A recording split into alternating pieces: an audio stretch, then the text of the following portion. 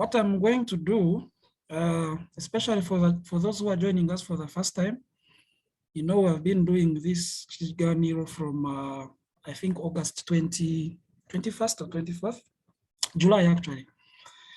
And the main purpose of this Kiganiro was to keep us together, but also to learn from one another. And throughout the many months, we have gone through many topics. We started with COVID, business, education, online.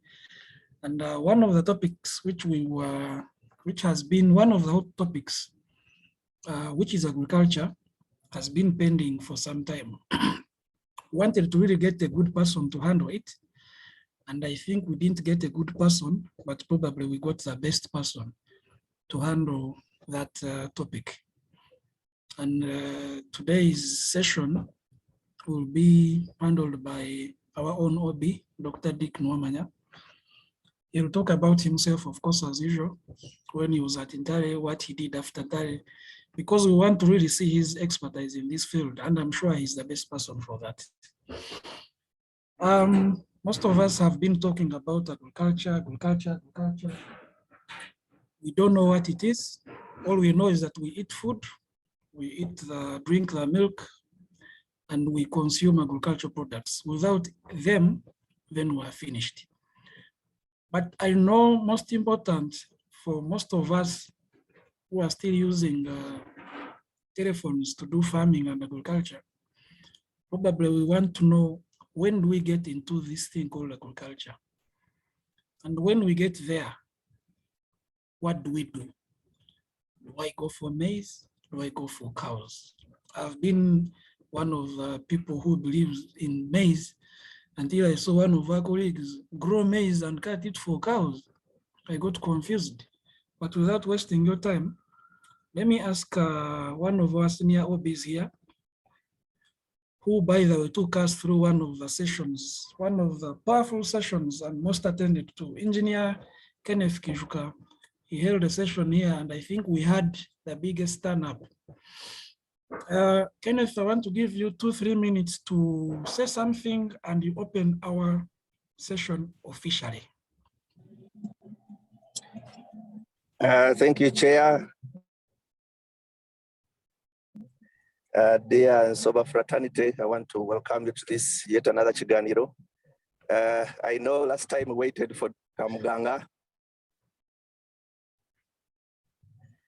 and for various reasons he was not able to join us. I'm only hoping that today is available and that we'll be able to engage in yet another powerful discussion which touches everybody, directly or indirectly. Each one of us every day must have food on your table.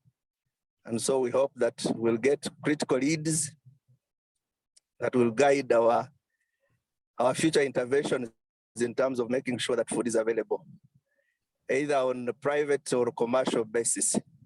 So I want to welcome you and wish everybody very fruitful engagement throughout this discussion. Thank you, Chair and members. Thank you, Engineer Kenneth. I want to, as usual, welcome our ladies who have not disappointed us. I see Tracy is already logged in. I think she has attended most of the sessions of us. We know she's not, of course, an OG, but she's just an OG by passion and osmosis. Tracy, welcome. And in 1 minute, give us an opening prayer.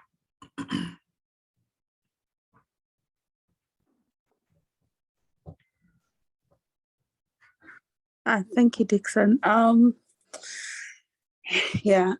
also a daughter of an OB, so, but I'll let you know about that later.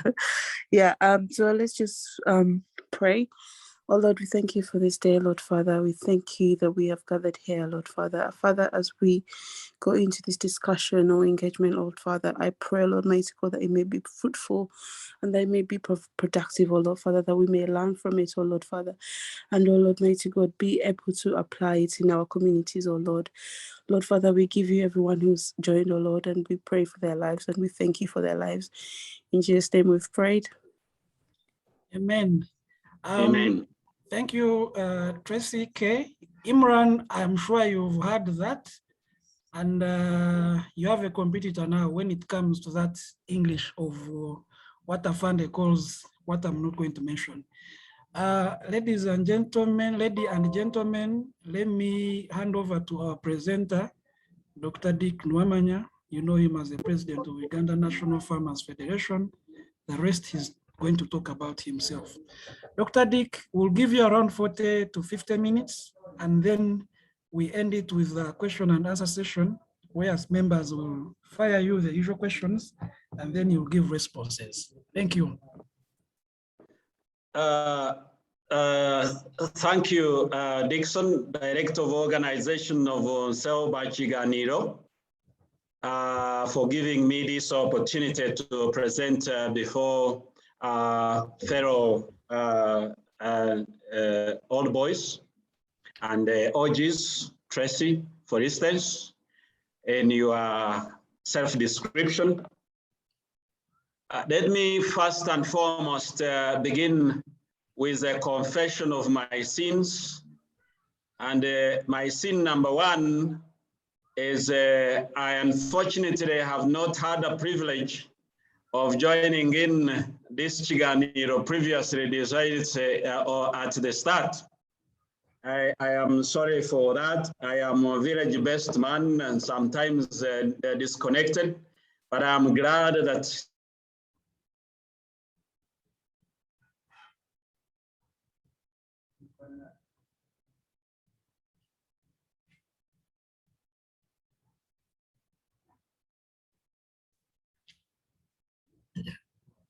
I need to confirm that members can hear what doctor is saying. Of COVID challenges changed all of a sudden, and I found myself, I don't know, I see internet connection unstable. I found myself a little bit disrupted.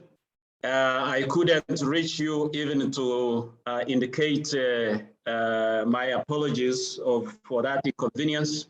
So it's now my chance to apologize to you for that inconvenience, Engineer Kenneth Keishuka. I am happy that I am ushered in by you. I remember you as my student leader, and you also missed your presentation. I'm sorry, but I'm happy that we are in the same audience right now, and I will benefit from your challenge of my perception of agriculture in Uganda and in the country and the world at large. I salute the lions and the cubs that are in the audience. First, my name, I think my screen is being seen. Do you see? Yeah, we can see it. We can see it. The Kiganiro flow is going to flow as follows. This is how I have prepared. And as I've already indicated my sin number one. I don't know how you've been proceeding, but my point number one is self-introduction. Who is Kamganga, when he was here in Ntare School, then life after Ntare School, and now. Dr. Kamganga is son of Yowasu Brejea, who was in Ntare School in 1993 to 1995. And a member of the gang of the Brejeas. This is a family which has the largest number of boys in the school in the 90s. We dominated the decade of 90s in terms of sending, one family sending sons to Ntare School. I did PCB at Ntare School. And at the same time, during this period, for 1 year, I was the chairman science club. My cohorts include, Kenneth was slightly ahead of us. Engineer, you were ahead of us. There is Dr. Patrick Agurusi, and a former chairman of Nsoba, Witch Porter. That's the group that I had. I stayed in Africa room 1. And later, I was exported as an ambassador to move in the footsteps of presidents. I went to Mbaguta, where I stayed with Engineer Wakasanga, who is now in Uganda National Oil Company, something like that. Life after, unfortunately or fortunately, I didn't make it directly to the university in 1995. I went to Institute of Teacher Education, Chambogo, where I studied physics and chemistry and obtained a diploma in education, secondary education, and taught at Nakasero Senior Secondary School and Nairo College as I was preparing to join the university in 1997. 1997, I enrolled for Bachelor of Science in Agriculture, but I was also admitted for Bachelor of Dental Surgery at University of Dar es Salaam, which I opted not to do under the advice of my parents. So I turned to the University of Makerere, where I did the 4-year program, Bachelor of Science in Agriculture, obtained the Bachelor of Science in Agriculture Economics, 2001.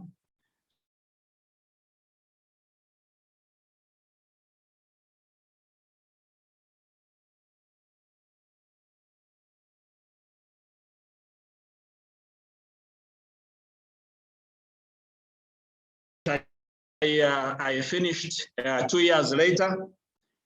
Am I still listened to? Yeah, you're on. Yeah,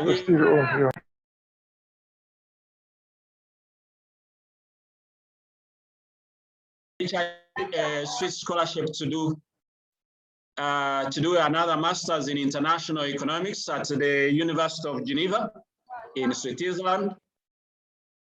And I remained there to finish a PhD again in international economics at the University of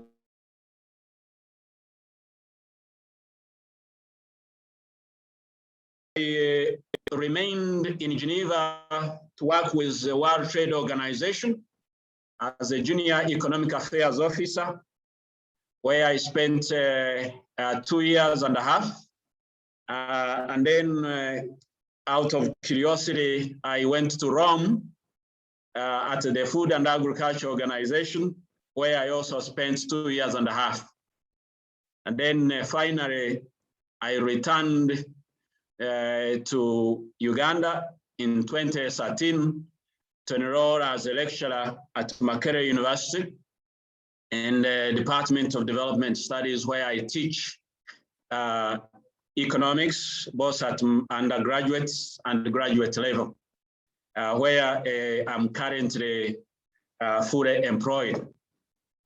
In 2017, I saw the Buregeya gang was essentially the farm people. So the bank of my father and my mother and my siblings essentially was the farm. We actually occasionally supplied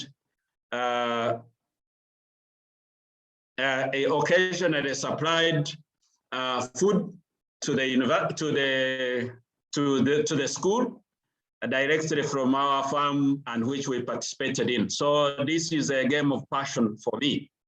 I like the fact that it raised me up, paid my school fees. The farm was the bank account. So returning from Europe back to Uganda, I had increased ambition to come and organize smallholder farmers in Uganda to meet the standards of farming that I had witnessed in the European capitals. For the 8 years I was in Europe, I took an advantage to move in every country and that mattered on the scale of agricultural production or international affairs. Out of the 27 countries, I think I was in 24. So it is on that basis that I came to return here. At this point, I go to my point number 2, which is the key, the DNA of my presentation. Dixon contacted me and indicated that I can speak on the agriculture sector, challenges and opportunities. I am not sure I meet his expectations of being the best to present, but from my background, I would like to take the position of a student of agriculture and agricultural matters, both at national, regional, and international or global scale as a student. Therefore, that is a caveat that indicates, just in case you find a sense of disappointment, it is work in progress. I will master this game as we go along. In terms of, I will not, by matter of choice, those of you who might have stepped in a class of agriculture, agriculture is very broad. If you wanted to summarize it as food, as source of food, still there are thousands of varieties of food. It has, in international trade, it has the largest number of products, product classification. So taking this step to look at the challenges of agriculture sector and the opportunities there, I will speak broadly and try to focus on the center or the driving force towards challenges or towards opportunities. On a broad scale, agriculture sector nationally, regionally, and internationally is going to be shaped by a number of factors. The most important factor in terms of shaping agriculture, let me a little bit first take back and characterize Ugandan agriculture. Ugandan agriculture is characterized by many players, most specifically those that I lead.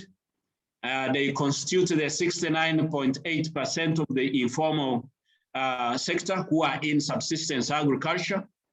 The average farm size is less than 0.5 an acre.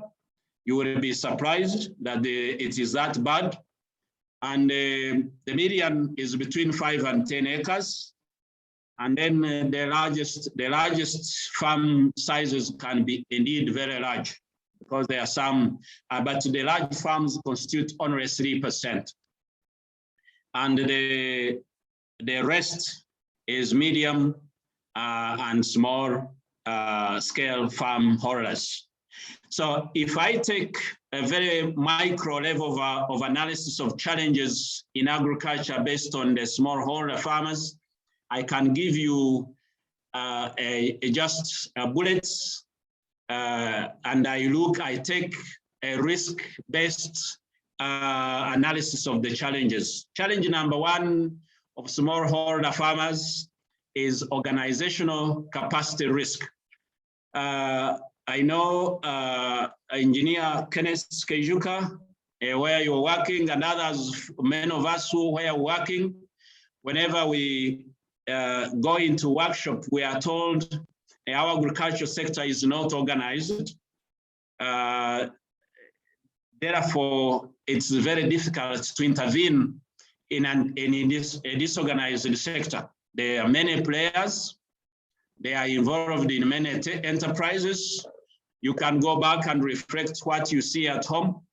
A small piece of land, so many enterprises on it, and practiced by many in each of the villages, many of them actually in similar crops, and which together are not economically feasible to bring, and economically feasible, I mean profitable, to bring profit. So that is risk number 1, organizational capacity risk. For the bankers,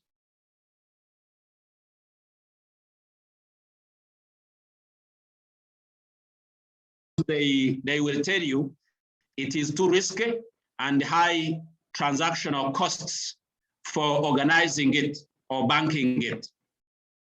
Number two is coming from number one, the financial risk, non-bankability of the agriculture sector because of the large informal players that are involved and because of the perceived risk within agriculture. So financial risk is one of the key things that limit, or one of the challenges that you want to take home as very fundamental in shaping how agriculture in Uganda performs or looks like. The third one is market risk. From high school onwards, especially agricultural raw materials have faced price volatility and unpredictability of the direction of prices of those products. And new thinking now is that if you added value, you would mitigate this risk. So market risk is a very fundamental in limiting the productivity of agriculture sector in Uganda, both input and output markets. Number 4 challenge here is the challenge of technology. It's both an opportunity now because technologies in the last 3 years has evolved in such a way that it provides immense opportunities that would even overcome the first 3 I've mentioned. But technology adoption, whereby smallholder farmers are functionally illiterate, is difficult to accelerate technology adoption. When I mean technology adoption, I'm talking about technology generated by researchers, for instance, in universities, by researchers in research organizations like NARO, and at the same time by digital technologies that have evolved in the last 1 decade. So technology is one of the risks that limits the progress or productivity of agriculture in Uganda, in the East African region, and in the on the African continent. The others at micro level, I mean climate patterns, the unpredictable climate patterns, the disease and the pests, and then policy-related risks. So let me stop there when it comes to micro level, but also with macro level impacts or risks, and then move on the 4 main tectonic forces that are going to shape the future of agriculture around a global, regional, and national agriculture sectors. The number 1 opportunity, but also risk, is the global, regional, national, and national population dynamics. I am not a specialist on demography, but reports indicate, especially produced by United Nations, indicates that we are entering a century, we have entered a century in which we will peak at between 9 and 10 billion people. Remember in your basic lessons, land is a finite resource, and being a finite resource, but the major source of our nourishment, where plants and animals grow, does not expand with this population changes. Here back at home, by 2050, we will be 105 million Ugandans. This population dynamics, regionally, nationally, and internationally, implies many mouths to feed. And many mouths to feed implies an increased demand for food. And an increased demand for food implies the changing dynamics of agricultural assets in terms of price, in terms of investment opportunity, and in terms of return on investment. The second is the climatic change. We've been told since we entered school that desertification was expanding at a rate between 10 and 23 or something like that kilometers per year. And we have begun to realize the effects, the negative effects of climate change. The good news for Africa and Uganda in particular is that we have 65% of cultivable land, arable land in Africa. And specifically in Uganda, for the East African region, we have almost second to Tanzania, the largest proportion of cultivable land. But the bad news is climate patterns are hurting more of developing countries because of two things. Poverty is anti-climate, but also finance for mitigation measures is also very prevalent within the developing countries where Uganda belongs as an LDC. The third major force is the global economic reorientation. Global economic reorientation is that we have, until the COVID era, we have witnessed the center of gravity of global power or economic power shifting from one region to another. At the beginning of the century, the 20th century, the global economic power was Britain, supported by industrialization. And then in the middle of the century, it shifted to United States. Towards the end, it shifted to Asia, and specifically Japan, the Asian tigers. And then in the middle and the beginning of this century, it shifted to China.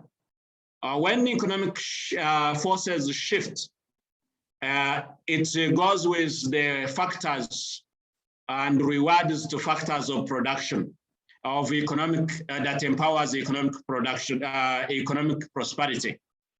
We had witnessed before the collapse of the globalization, we had witnessed the collapse of or the rise of wages within China, which means that agro-industrialization, which is part of labor-intensive, of intensive sectors, shifting away from China to other countries because of higher wages. And some economic thinkers were thinking that is an opportunity for the agriculture sector and the industrial sector in Africa.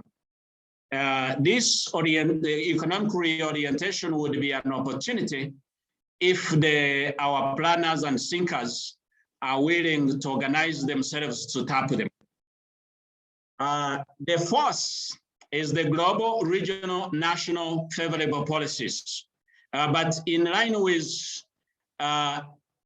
population growth, rising incomes, research and development, and the technology are some of the key positive opportunities that would emerge to shape beneficially the agriculture sector, whether here nationally or internationally.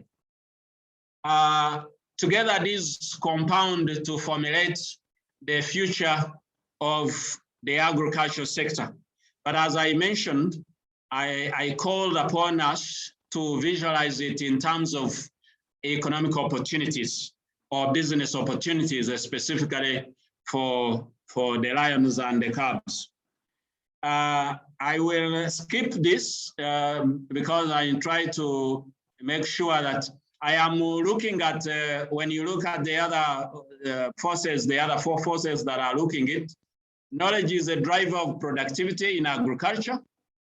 Financing is an input. Infrastructure is very important. Infrastructure involves the production infrastructure, marketing infrastructure, logistic infrastructure, and human resource infrastructure, support a well-functioning agriculture system. Markets, that is markets for outputs, markets for farm outputs, markets for farm inputs, and markets for agricultural services are very critical in compounding with the other four forces I have indicated in shaping the future of agriculture sector in the world and in Uganda in particular. To go more micro, I have chosen to use the value chain roadmap of analyzing opportunities and challenges. Agriculture sector, depending on which subsector you are in, we can differentiate them into four main subsectors. The crop subsector. The crop subsector begins with pre-production, production, then harvesting of and bulking of the output, and then processing it, marketing it, and then finally at the consumer. The second subsector is the livestock subsector. This is where we find the people who rear cows, then rear goats, rear pigs, rear sheep, rear rabbits, rear poultry, etc. So each of these has a framework that is presented before you on your screens that shows a very simplified value chain of each of these.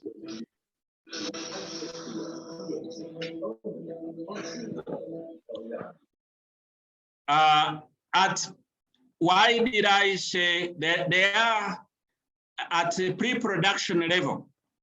There are risks associated with pre-production, especially in what I have already indicated, and I want to think of two sides of the coin of a risk. A risk is the same as an opportunity to a business person. But what do I mean at pre-production? What happens exactly at pre-production if you are in the crop sector, for instance? Number one, you need seeds, identification of proper seeds. Proper varieties of seeds that are going to be, probably you have the market in mind. And for instance, I have been hosting delegations here. The most recent one was the ambassador of Saudi Arabia prior to the minister of something from Saudi Arabia who visited His Excellency. They are looking at huge supplies of horticulture and vegetables to Saudi Arabia. You need to identify the correct carrots varieties to be able to enter, to penetrate the global market. One of the ecosystem members here would be the seed supplier, the farmer who is going to do it, the financier who is going to provide the money, the agrochemist, agrochemical dealer who is going to provide the agrochemical stuff, the scientist who is going to test the soil. Not every soil accommodates carrots, for instance, so doing soil testing. So in terms of the entire community, the entire old boys community identifying opportunities here, I am not sure that this presentation is just exciting or provoking debate on where the investment opportunities lie. As we speak right now, the seed distribution system is not good to support a global competitive agriculture. The soil science mapping exercise is not good. The fertilizer distribution is not adequate, is not competent. We have the least in terms of fertilizer utilization in the East African region, or probably in the Africa, we are in the lower rank. So in terms of providing economic opportunities, this is very critical. The same happens with if you are dealing with animal production, because animals do feed on grass and fodder and pasture. and it grows on soil. And we have seen new investments in improved highly productive pasture and highly productive fodder as an opportunity for making agriculture more productive, but making business out of it. Still, at production level, we have a very definitive, I call them production assets, assets, because soybean, for instance, is, if you well packaged, is an investment asset that can have returns at the end of specific period. I'm not a financial analyst, but I would like to use a farmer's, villager's perspective. An asset is something probably I have defined functionally that brings you a return on your investment or brings you income at the end of the day. So if, for instance, in season, you are able to assemble farmers of soybean. I have been asked by people from Amur to look for markets for soybean right now. But I also now know that now in China, they have a deficit on soybean, even if they are largest producers, because Brazil has problems with its production because of COVID disruptions. So it is very easy at each of these nodes, pre-production, production, bulking, processing, marketing, and consumption, to identify very specific service to render that would bring a return on your investment, that would be worthwhile for your investment. The reason why I gave it as a roadmap was to ensure that any individual, because in one Kiganiro in 45 minutes, we may not be able to exhaust the opportunities that are on each node.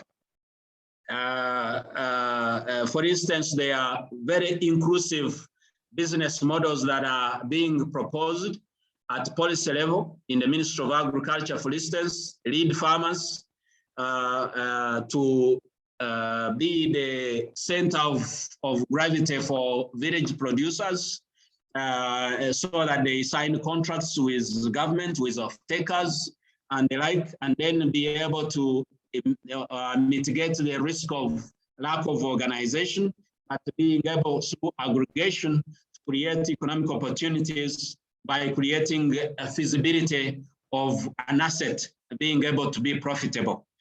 In the village, if you have a warehouse, a micro warehouse, instead of one farmer, 100 kilos, 10 farmers can reach a ton.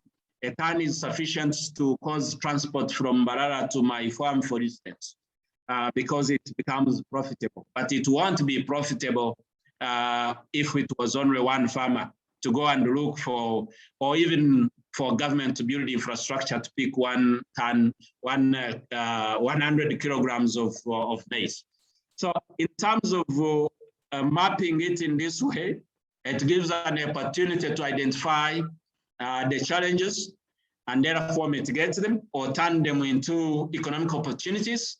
But it also gives you an avenue to analyze where your investment opportunities are. So I want to go into the models, or I do not have the capacity to go in specific models to be able to give you a very concrete information for decision making. But in terms of opportunities for the future,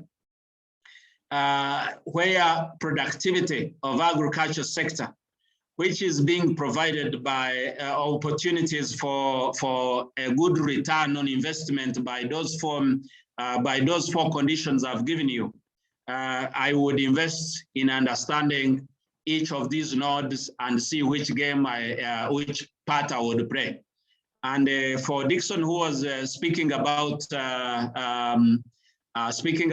telephone farmers, you could be a decision-making farmer and still make a lot of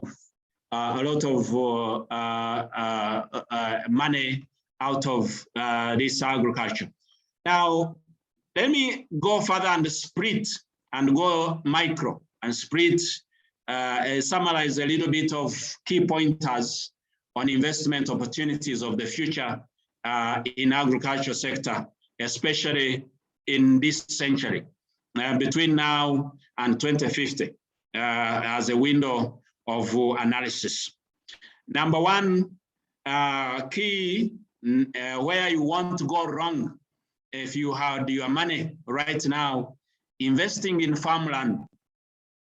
I'm not a real estate specialist, but if you are going to diagnose and dissect the global trends in demand for land for crops, even if the likes of Bill Gates are formulating companies that can be able to produce food in the laboratories, and do the Singapores of this world, do vertical agriculture, urban farming and the like, farmland is going to be a very good asset in the next 50 years. And it's an asset that is not going to depreciate. Its value won't go down. It will further go up. I would like you to reflect on what has happened in the last 2 decades. At the beginning of this century, the farmland 2 decades later that costed probably has increased more than 250%, but maybe that is an exaggeration. I've not done specific research, but I don't think it's less than 100%. So in the next 25 years, in the next 20 years, if I'm not wrong, it will still be appreciating more than 250%.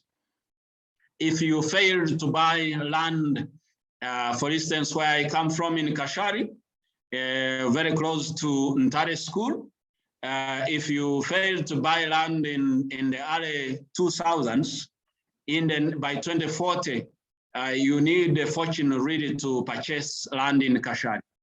So if I was an investor, this is an investment opportunity that I would be looking at.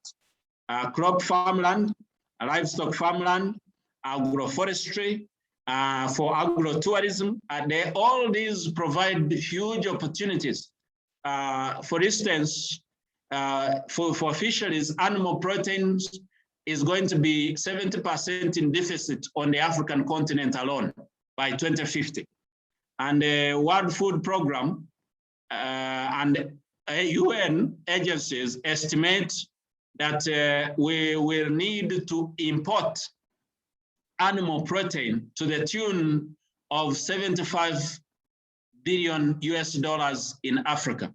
So this would provide an opportunity for somebody who has land and who can manipulate it or develop it to be able to provide these investment opportunities. Now, technology is empowering farmland holders to be able to produce on a smaller piece of land high quantities of food that can be exported.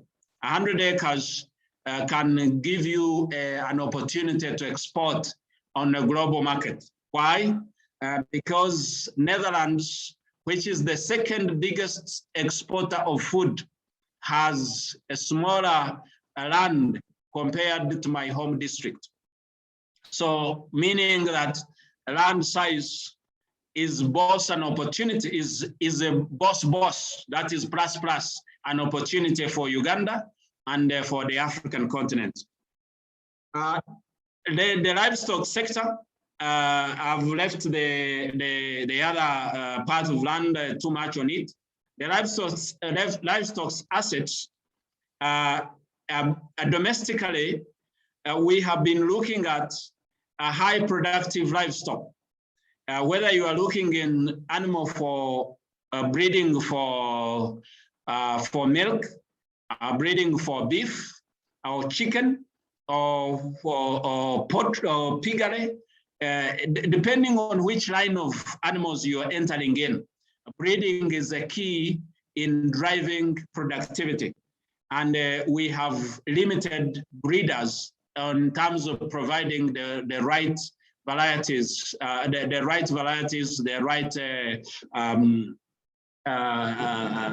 breeds that we in animal sector that we would need to hit the export market. Now, in the goat industry and sheep industry, there's still my encounter with the Saudi Arabian ambassador. I was asked if I could mobilize 40,000 goats per day and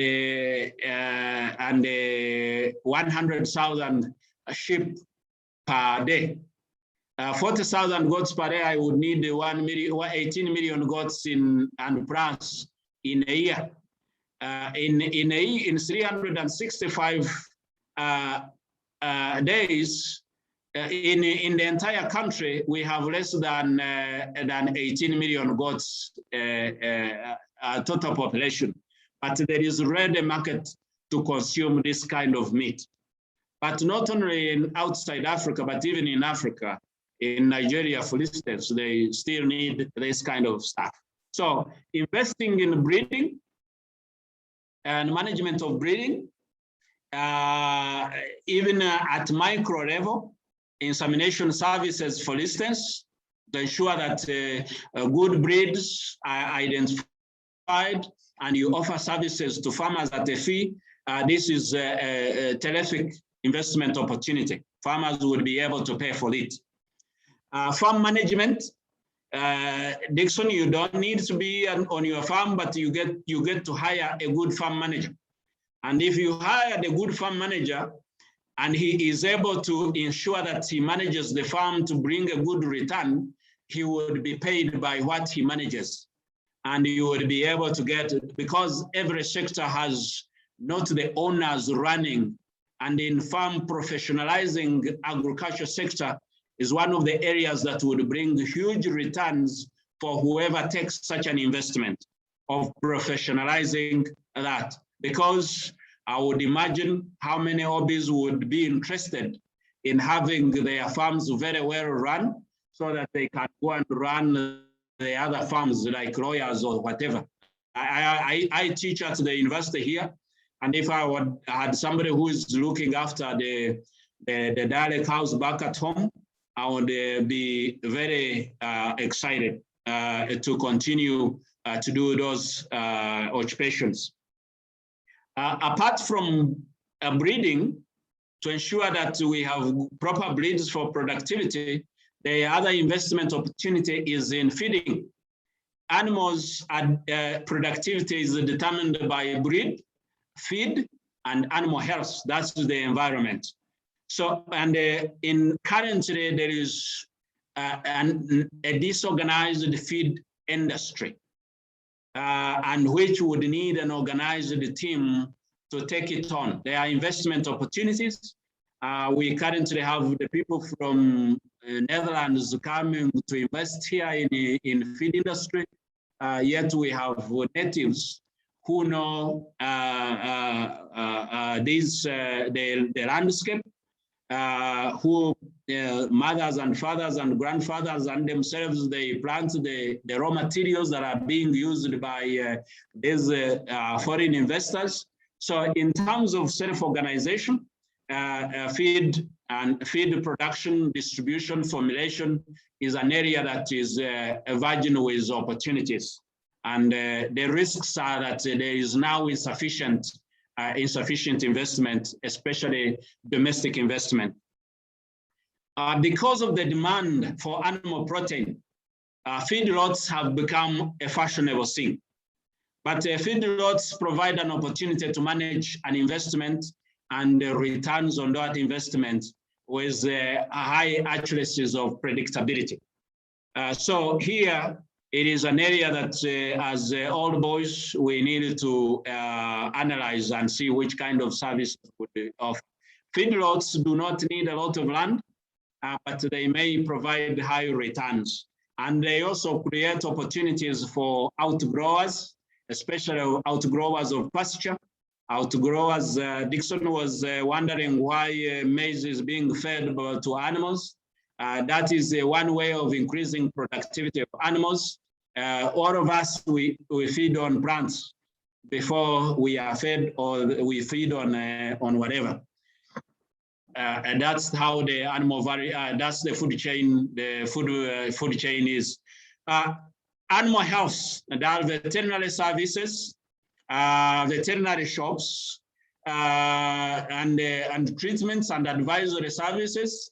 Even when we have extension, that extension services are not adequately provided, and this is an avenue for investment that would has limited competition that would generate a return on investment. Then agro-processing for dairy and beef and the like. I had an opportunity to work in, I took leave from Makerere for 1 year and worked in Southern Africa. I saw how the Botswana process their beef to increase its shelf life. It sounds very theoretical, but any investment that is going to bring good returns has a process of steps in which this a step in which this takes you until your enterprise matures. The crop sector, I have already mentioned example of soybean, for instance, horticulture. Horticulture is a big sale now, and our neighbors in Kenya are competing us, especially vegetables is a big sale.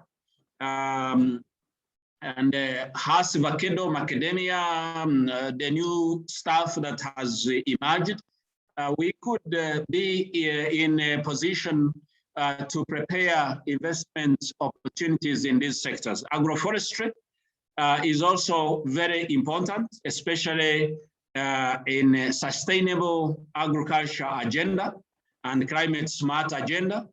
Timber harvesting, as man continues to get more income, he will be looking for fresh shelter, and the timber wood is very important. So, and this is part of the agricultural sector and agroforestry for sustainable development.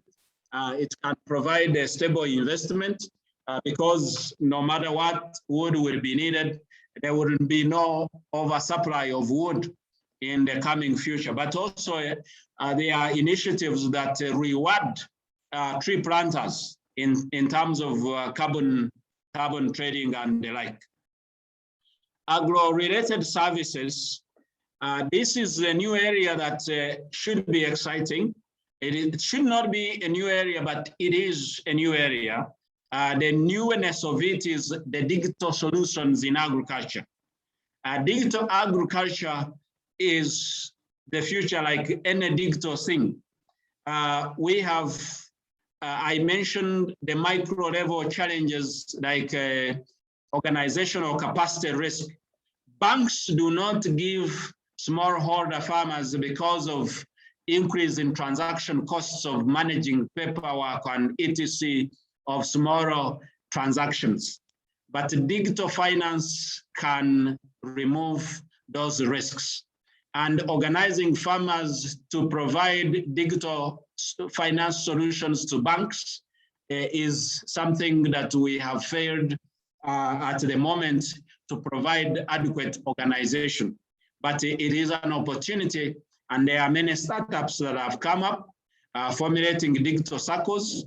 There is a talk for a virtual banks for farmers. But what we've been able to show, or what we've been able to see, is that digital solutions reduce on transaction costs.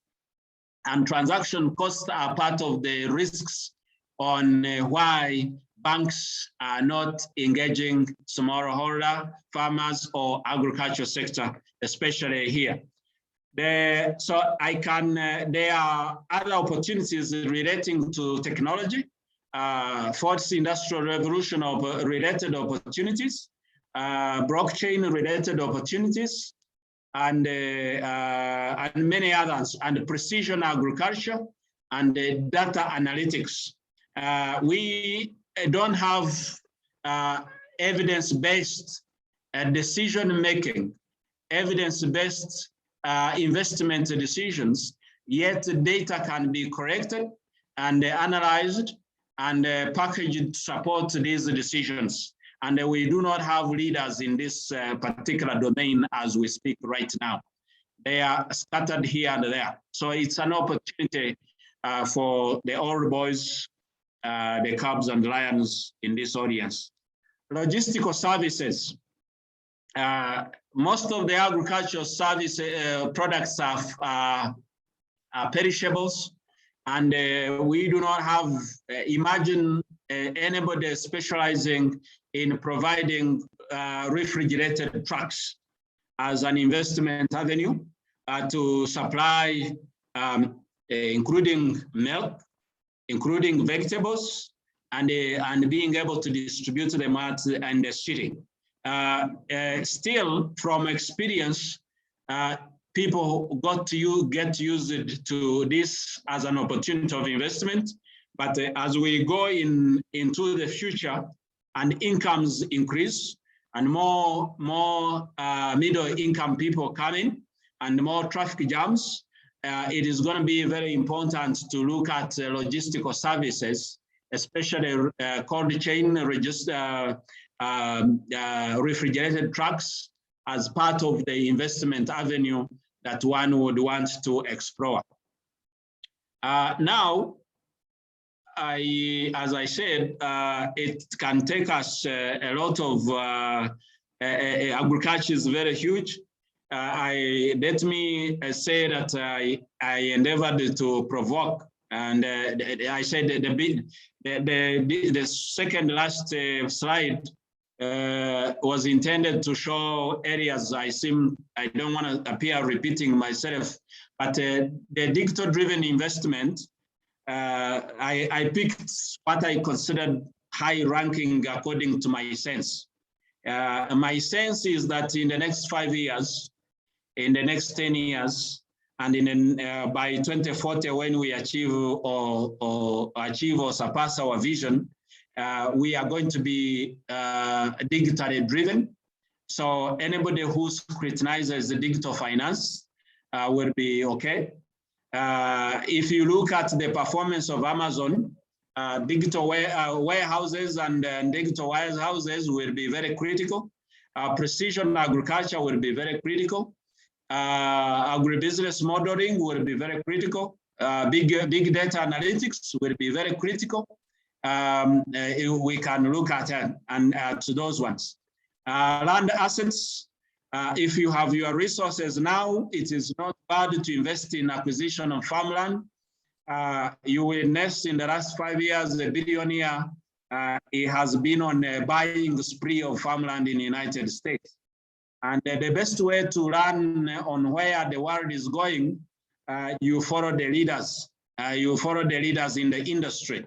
When the man with money enters in the farmland, then you understand that there must be something they have sense, because they have resources to predict where investment trends are heading. The third rank, my third rank is farm education investment. If you set up to train and dispatch farm managers, train the farm-related data analytics, train agronomists. I know that the university is doing it, but the structure of the university is too bureaucratic that it does not respond to the market needs. In 1 week, you can actually train a rabbit farm manager, but you cannot train 1 week a graduate of a degree from Makerere University or any university. In 1 week, you can train a soil scientist who is going to be analyzing data from crop production on a live basis. So these specialized institutions, as an investment, can provide a good return. Because we are entering into agro-processing as an emphasis of government, food scientists will be needed. Food packaging always would require specialists. that may not be produced at the same pace as the public investment universities has invested in to provide the same people. The fourth is logistics and cold chain investments. I have already mentioned that if people got used, for instance, I will give you an example. If you had a truck that can be able to provide people who are selling in Nakasero market fresh produce and store it at a fee and give it to them in the morning, you will be amazed on how appreciative. Just renting a space to keep their produce fresh, because when it doesn't sell 1 or 2, 3 days, they lose it. So every Wednesday, trucks supply Nakasero, or every Monday, or every Sunday. But if you had a refrigerated truck that's a cold chain that supplies this, you would make money on from the vendors and the like. The third opportunity, I mean the fifth, is coming from the policy focus of government right now: agro-industrialization and NDP3. Because the government is focusing on this agenda to be able to provide employment, to create wealth, it will be subsidizing some of the investments. For instance, if we are in a certain value chain, government will be providing subsidized tractors. Government will be providing some free and some subsidized. Government will be providing processing equipment. Government will be like coolers and the like in a certain category of segments of our society. But somehow to be able to benefit in such investment, you probably need to organize others and then be able to tap into that. So I would call members to go and look at agro-industrialization agenda and NDP3 and see where the opportunities lie and then can be tapped in. The sixth is the intra-Africa food trade. Those who have ventured to speak about intra-Africa food trade, they indicate by 2025 we will go to the tune of 100 billion. Currently, it's oscillating between 39 and 50 billion. If you are able, as Nsoba, to be able to tap even 0.1% of this by serving, I'll give you an example. Grain trade within the Comesa region is $500 million. That is actually more than $500 million, 660 million US dollars. And much of this grain comes from Uganda, Tanzania. Kenya is a grain deficit country. Until recently, it came from Ethiopia, and Ethiopia previous grain deficit. So adapting new agricultural practices made it a net supplier of grain. South Sudan would be taking our grain, Democratic Republic of Congo, and it is, but within the 21 members of COMESA, we have a market of up to 660 million USD in a business opportunity.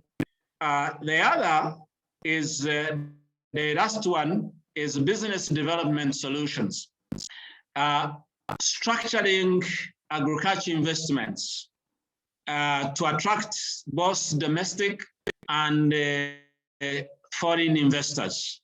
There are social entrepreneurs outside there who have money, but they have not seen bankable agriculture investment projects to invest in.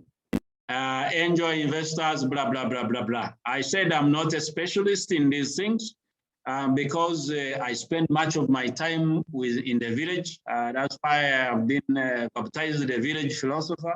So just in case, but I am looking at signals I'm reading from the environment that I interact with on a daily basis. The other is bankable business plans. We do not have specialized entities to help farmers and investors to look at structuring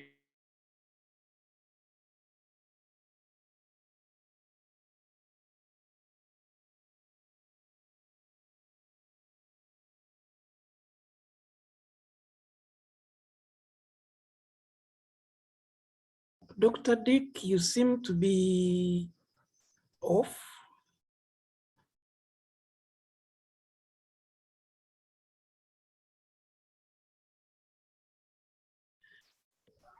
Dr. Dick, you seem to be off.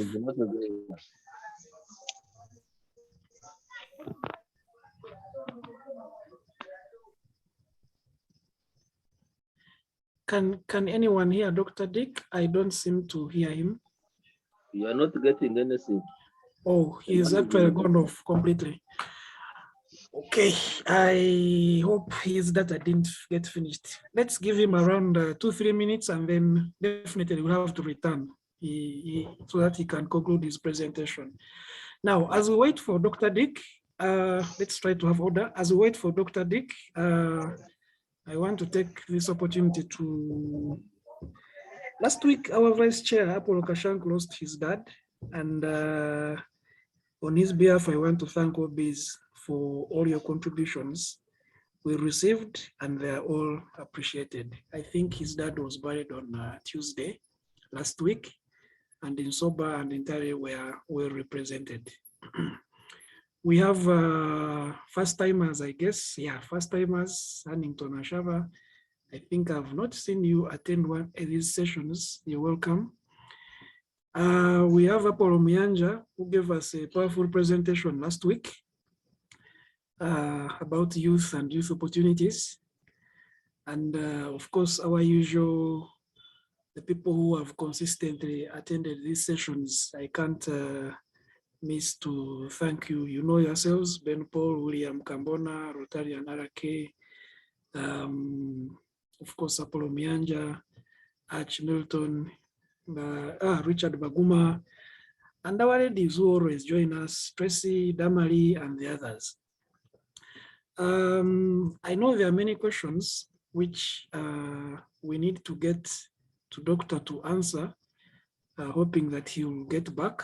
If he doesn't get back, then for us, we know what to do. Our headmaster is online. No, not doctor. Our headmaster, Jimmy, the current headmaster, is online. And HM, I hope you're there. Yeah, I can see you.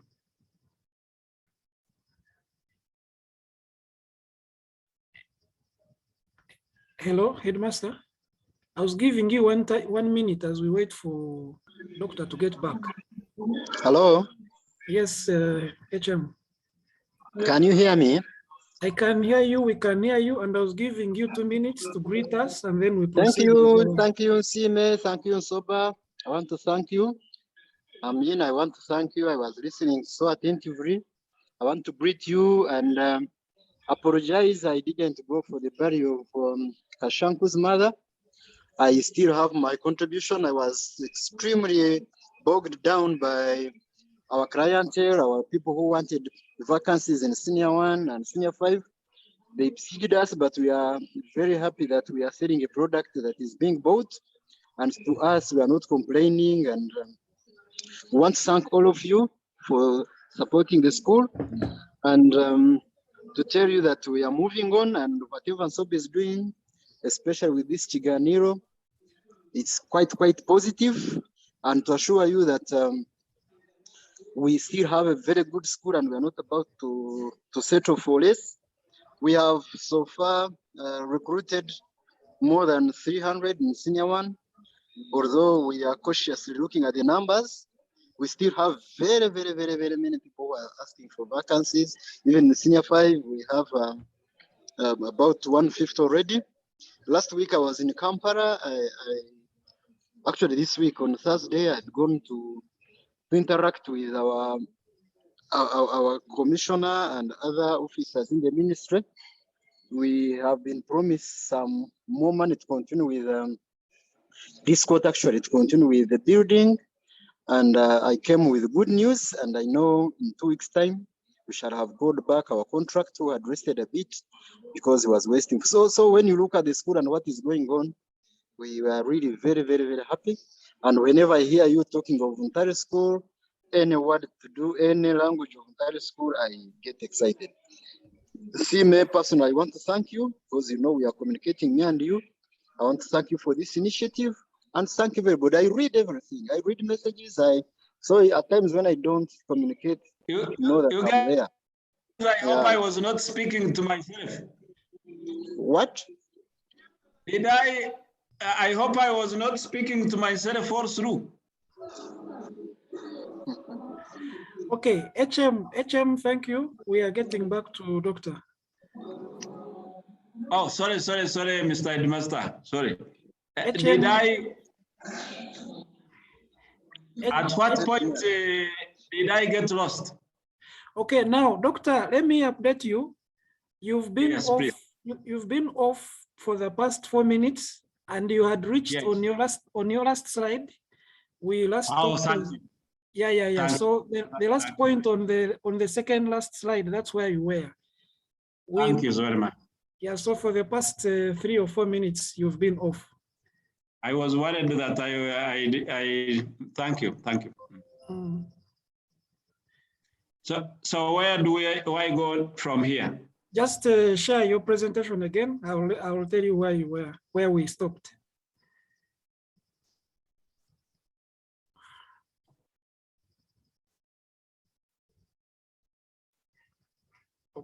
Okay, just go to the second last slide. Yeah. We were on bankable business plans. That's where we last heard from you. Okay. So I was requesting the Lions to reflect on providing services here because what I have seen within the farming community and the investment community, and I can assure you it has a lot of opportunity within them. People structuring investments within in the agriculture sector. We do not have leaders in this business sector. Providing business development solutions. It does not exist within the Federation of Farmers here. It does not exist within the private sector. And there are scattered consultants here and there who may tell you, but they are not sophisticated enough. Sourcing, I've seen Kenyans trying to do this, and they are coming in the domestic market as well. Sourcing for capital, and then investing it, structuring investments here and being able to help farmers or owners of business to get the capital and the returns that goes with it. It is an area that I'm interested in, but only interested to grow skills in it. But I would think that the OBs should reflect on this. There are people who are working in banks who know what a bankable project is. I've never banked any single project, but I would be excited to learn the key elements that or the criteria any bank calls bankable. And many of the investments in agriculture or even failure to to get credit in the banks is because there is no project proposal, bankable project for the banks to finance. So I call upon members to reflect on that as an investment opportunity. And then my last slide, I was asking, number one, I'm glad to hear the headmaster is in. I hope the chair Nsoba is also in, or whoever is in there, the lieutenants can take the mess. Having a holding company that specializes in investment in agriculture, especially relating to people who pass through entire school, who are passing in entire school, and making it a holding company that makes money for the group in agriculture sector would be, I would think that if we had this Kiganiro on putting a bankable proposal that is going to supply at least 20,000 goats per day to Saudi Arabia, we will be halfway to fulfill the demand of Saudi Arabia. And possibly we have the skills, the potential, and the skills can be developed to fulfill such a mission. And the other is I was inviting individuals to scrutinize, to carefully scrutinize the global trends within the agriculture sector with a view to making business out of it. And this is very practical. It is not the scientists and geopolitics are not about to substitute the man's need to eat.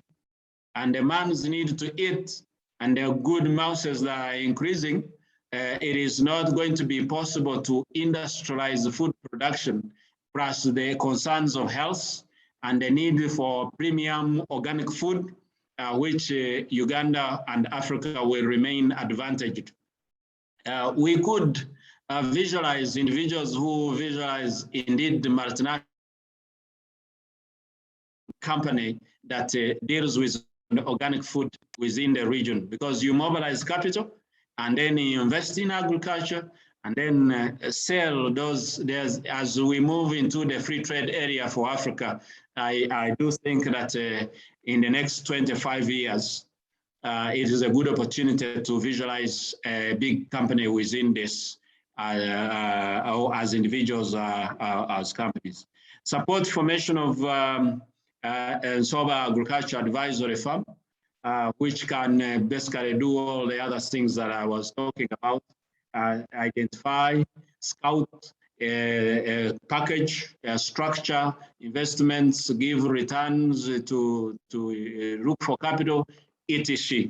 Kenyans are doing these things, and other people are coming in here to do it. I know of the Dutch who came here for agriculture development company, something like that.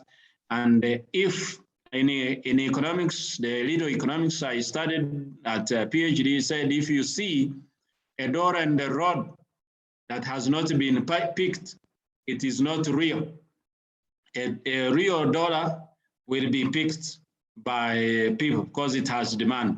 So when you see people coming here to invest in these investment opportunities, it means there is a dollar there which needs to be tapped. I thank you very much for listening to me. Thank you, Dr. Dick. If I were to give marks, I would say you've nailed it. The good thing is that nail is not attached to any figures. So I know you're used to giving 70, 80, 90%. Now, without wasting people's time, Dr. Dick, what we normally do, we ask members to supplement or ask questions related to the topic, and then you give a response at the end. So what we're going to do, that's what exactly we're going to do. However, I get concerned because from your presentation, you don't seem to want to talk about government's involvement in agriculture. You kind of tried to shy away from it. However, I know Uganda imports rice, sugar, wheat from, I think, South America, Cuba, all those countries. We import tomatoes, we import Irish, we import mangoes from Kenya. We even import tea leaves from Kenya. I know Agri knows that. We import fish from Dubai and Pakistan and the US. All the fillet we see in the supermarkets here is imported. Where is the problem? We have planned for modernization of agriculture. We know there is NADS, we know there is Coffee Development Authority, there is Cotton Development, there is Dairy Development, there is NARO, there is Kabanyoro, there is NARI, there is Zono something, ZADI, Zone Agriculture, there is NAGRIC, there is even your university is there, Makere and Barara. There is organizations like yours, Farmers Federation. Where are all these? There are parish model, I'd forgotten that, 1 acre model. Where are all these and what are they doing? because even with all that and the NDA and Bureau of Standards, we have a problem of ticks, we have a problem of fake drugs, a problem of fake pesticides, herbicides. We have a big problem of container village. As a village, that's also a problem of its own. So what do? We have our bananas in Rampara and Isinjiro. There's no market. We have the maize in Kasese. There's no market. What do we do? But without wasting more of your time, let me hear from the OBs. The best is to raise your hand so that we don't collide, and then we do it systematically. Alternatively, if you can't raise your hand, no worries, you can unmute and tell us what you have to tell us. The other option is to type your question in the chat area, then I'll read it out. So whichever option is better for you, you can use that. I don't know who is going first.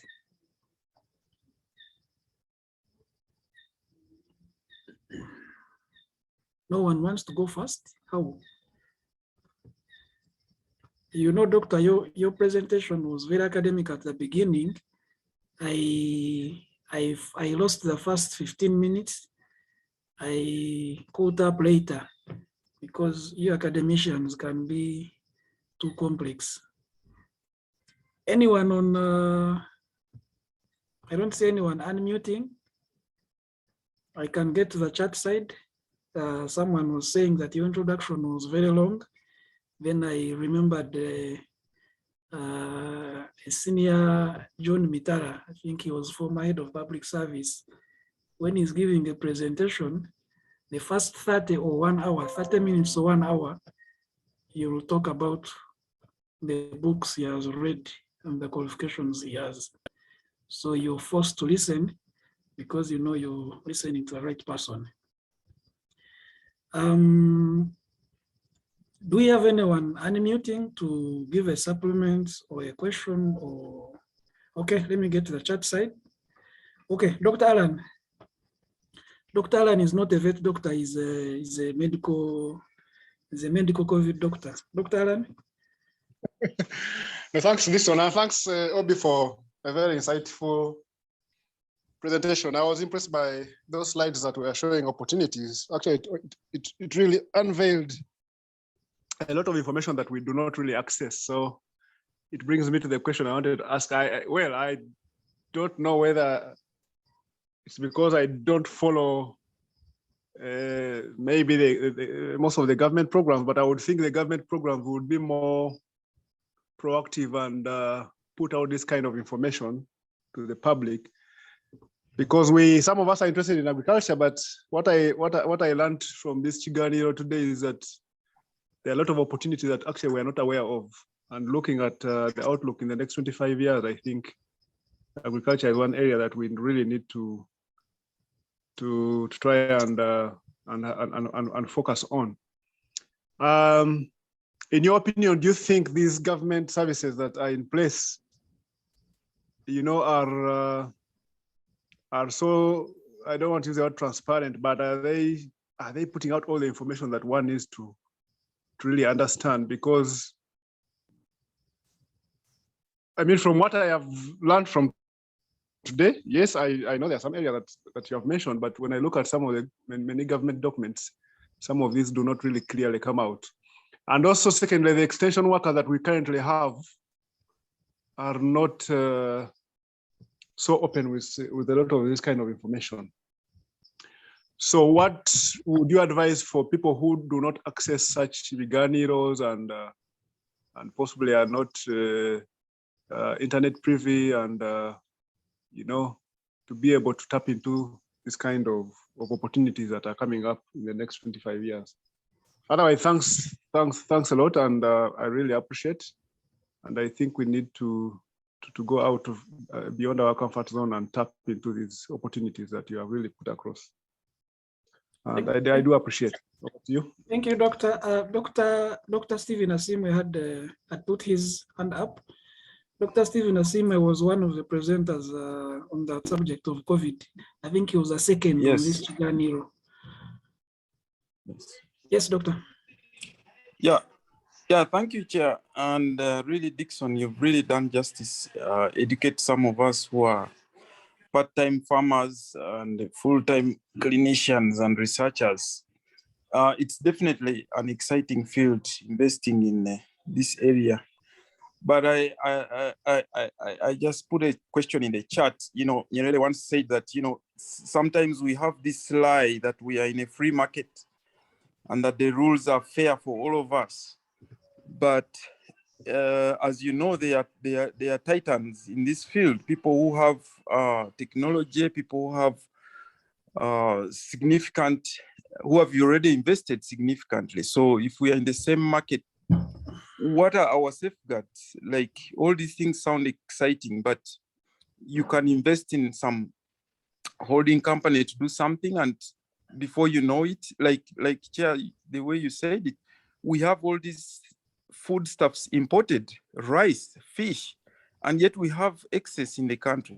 And I know protectionism is not good, but what safeguards are there for investors who really invest in the organic produce? Thank you. Thank you. Next.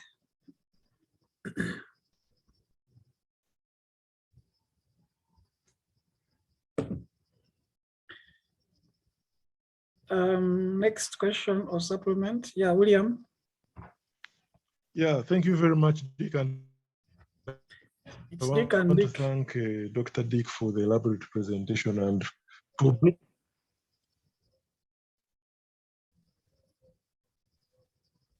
Hello? Yes, Can you hear me? William. Okay, William. I was saying I was thanking Dr. Dick, not you, Dixon, for the elaborate presentation. I was particularly interested in that area where we say that it's up 69% of let's say farmers own less than an acre of land. Now, 69% is the majority of these people.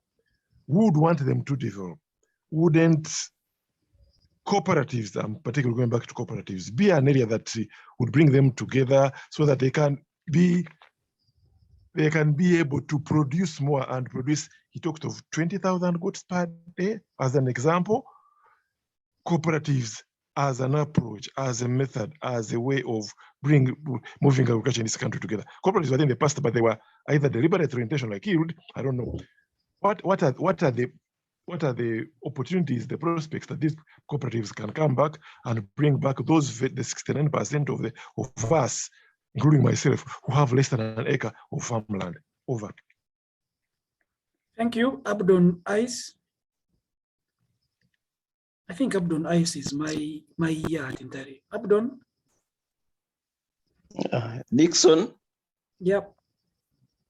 I hope I'm clear because I'm not sure of my audio. You are very clear. Yeah, this is my first time to join this. And one of the things I was interested in, I'm a risk expert, and I was interested in the area of risks. Dr. Dick seems to talk about more of opportunities, and I heard him say that risks are the same as opportunities. And of course, I know that the risk is negative and an opportunity is positive. So I would have loved much to also get to know the negative bit of this kind of things he has been talking about. What are the risks?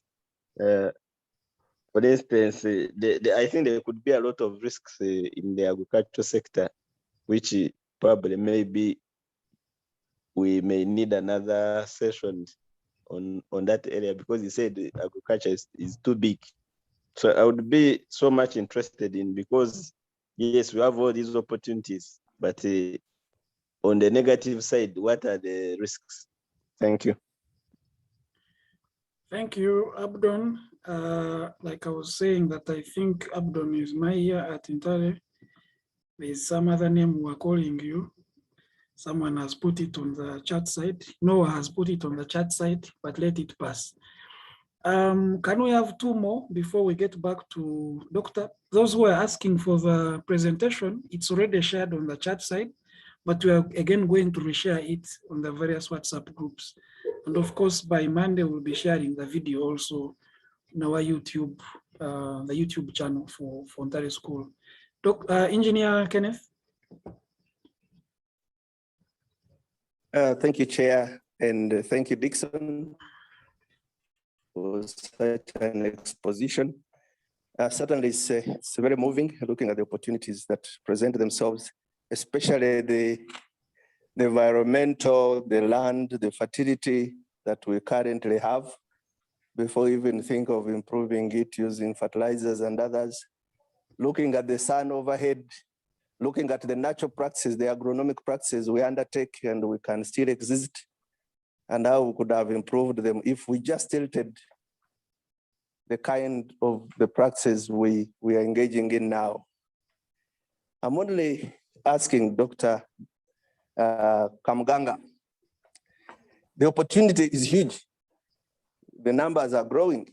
The world demands for food, and more so as you mentioned, organic food. What land use planning for agriculture? Is there an intervention in that area before we leave it to the micro and subsistence level? To the agronomic practices, yes, we read every day. Dr. Steve and others will tell you most of the sicknesses we present come from milk contaminated with the calcides, contaminated with sprays. We have food, we spray tomatoes and cabbages. Is there something that can be done for starters to make sure that our food is healthy and secure, but also we also do land use planning that is going to support the desired agriculture over the horizon? I thank you. Thank you. Saul Ramporo, Imangno Hingebito, just so you have something to say. Thank you, Dixon. I want to thank Dr. Dick for the presentation. I was following and he has really exhausted many areas. But I had one area of concern about fertilizers usage in agriculture. Traditionally, we have grown crops, bananas, cabbages, but getting exhausted, and people tend to use fertilizers. Now, when you're in Kampala here, you will see bunches of bananas which are abnormally big. And I don't know whether because I tend to be so local, some of the bananas are not as tasty as the bananas we used to eat in the past. So not only bananas, but all other things, as the engineer Kivuka was saying, tomatoes, everywhere people are applying fertilizers. So I'm worried. In the future, are these fertilizers, not talking about organic and inorganic, but how safe are these products that are produced by fertilizers? And again, talking about the risks of agriculture, I tend to do agriculture of all sorts, the forests, the bananas, the maize, but personally, whatever I get from there, whatever I don't get, I don't mind a lot. I've not looked at the profit area of the agriculture. But there are more risks now. Like recently, I suffered a lot of wind and all the bananas fell down.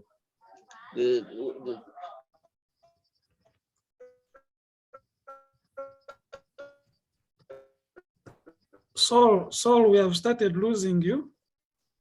Now, those things, but they're still affecting us.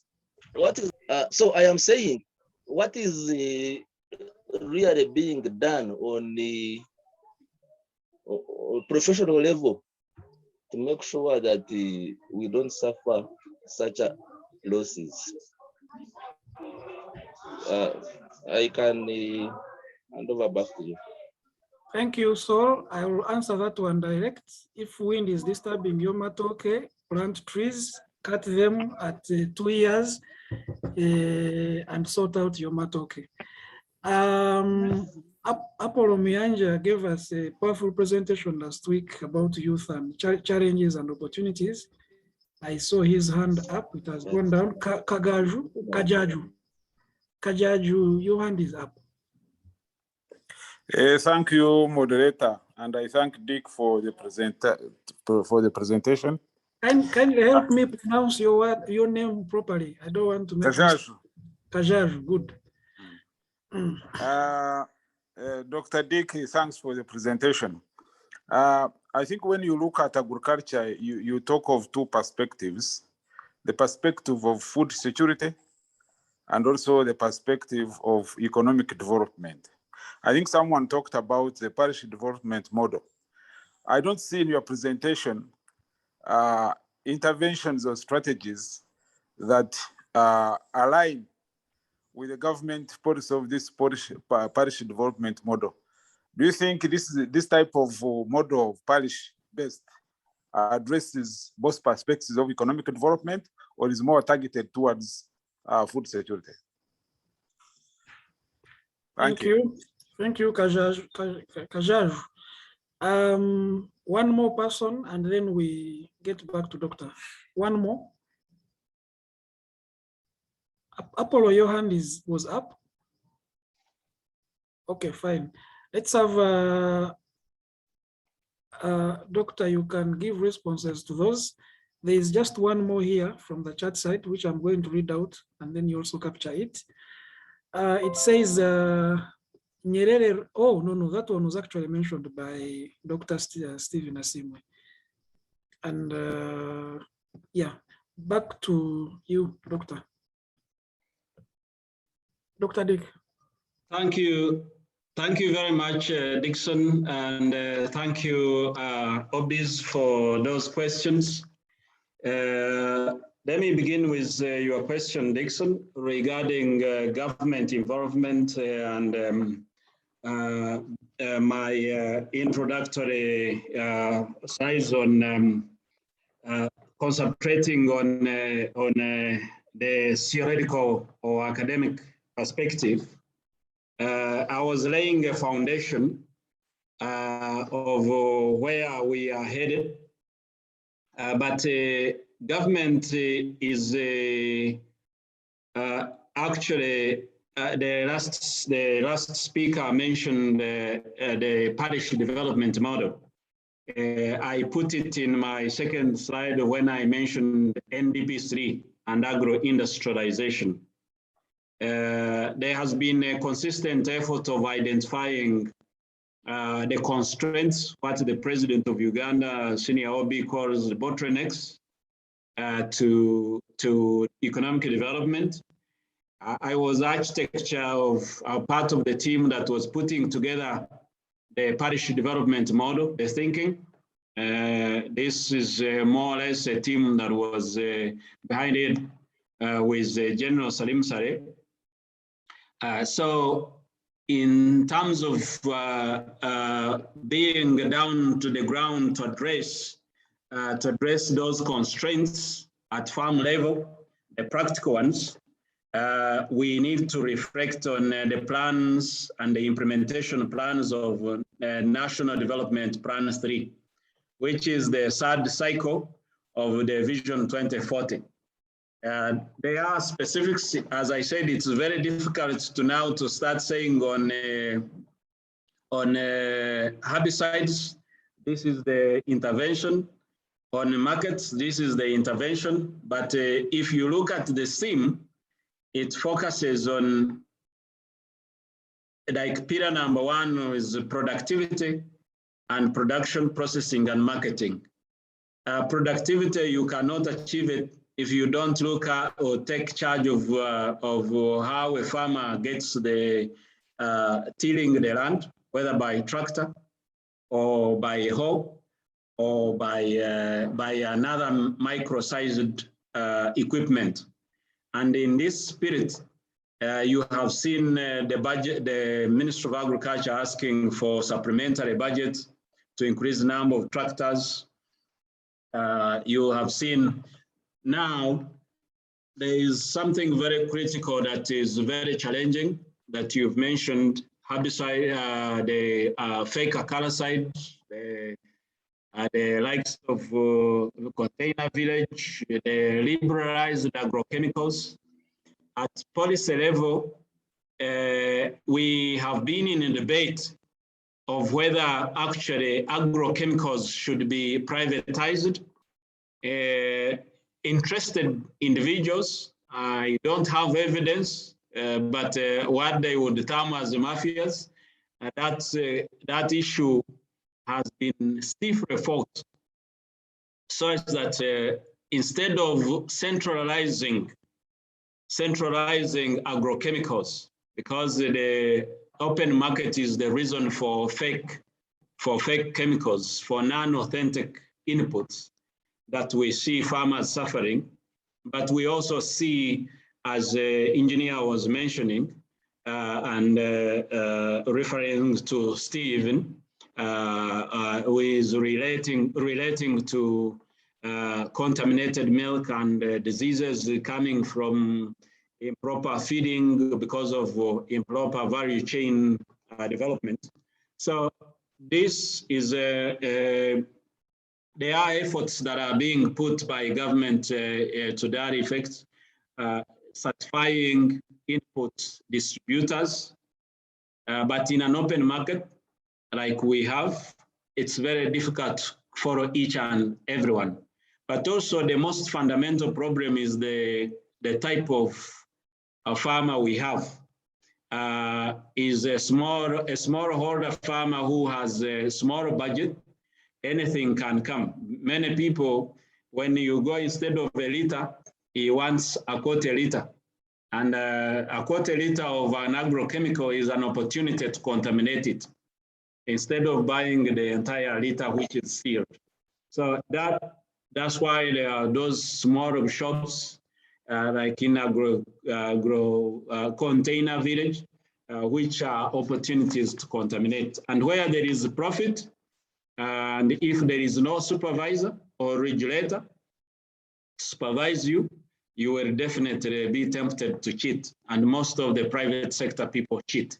So there is a strong argument to centralize inputs to enable authentic inputs and monitoring and regulations of those inputs in the agricultural value chain to ensure that there is maximum productivity, but also safety for human beings. Aaron, on imports of rice, chicken, whatever from everywhere. Then again, this is Senior Obi's, he has been very friendly to our neighbors most of the times. And while the Kenyans will block our milk, everything comes in freely, including mangoes from Israel, South Africa, and the like. Is it a threat to our agriculture sector and therefore agriculture investments? The answer is yes, because we need to learn to do business at home before we go into the regional markets. And we cannot go to learn to do business at home when our markets are flooded by what in trade they will call dumping, because we do not know what happens. Why should South Africa sell eggs cheaply in Uganda when there are transport costs? Most likely there must be a game that is being played here. So how do we overcome such a problem? The only way to do it is that we do not have a representative private sector to raise and defend our markets in that way. The only way is to organize ourselves because most of where lobbyists or lobby came from is because you are defending an industry. So we need to develop a critical mass of entrepreneurs that are able to defend our markets and then even go further to look for other markets outside. South African poultry industry is well organized. You cannot say the same for Uganda. Israel, the fruit industry is well organized. You cannot say the same for here. So it is a very practical problem that needs to be, you need the concerted effort as citizens to see how we handle it. How do I, Dr. Aaron Peirwe, how do we get people who are not on internet, who are not private to government, who are not in government circles, how do we get these pieces of information? The first stop, the first shopping center for this kind of information is to regularly contact organizations like the one I lead.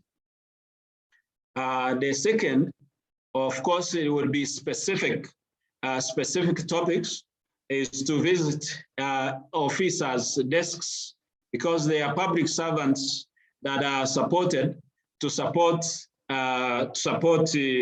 farmers. The third, even when I have questions about the quality of extension services, but at the moment is what we need. And it's for this reason that I was saying we are entering into a phase of opportunity emerging from the weaknesses of our system, especially information provision. I am working with a team from Makerere to prepare what we call parish information hubs. Parish information hubs will be virtual and physical, but purposely to provide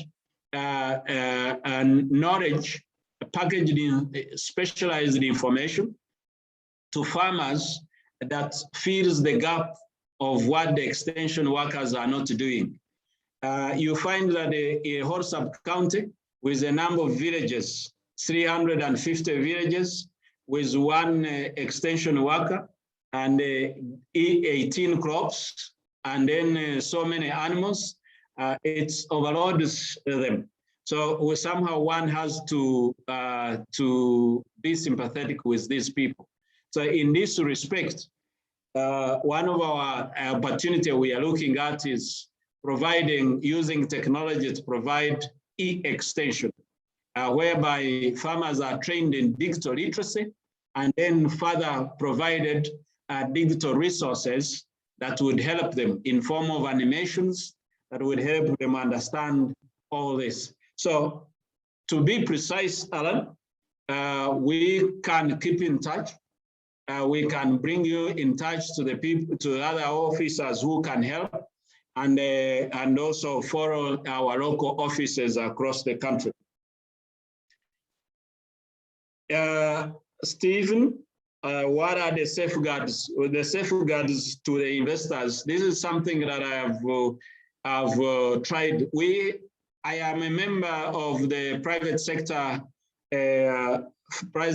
foundation extended board, and we have tried to put forward a position and even written position papers.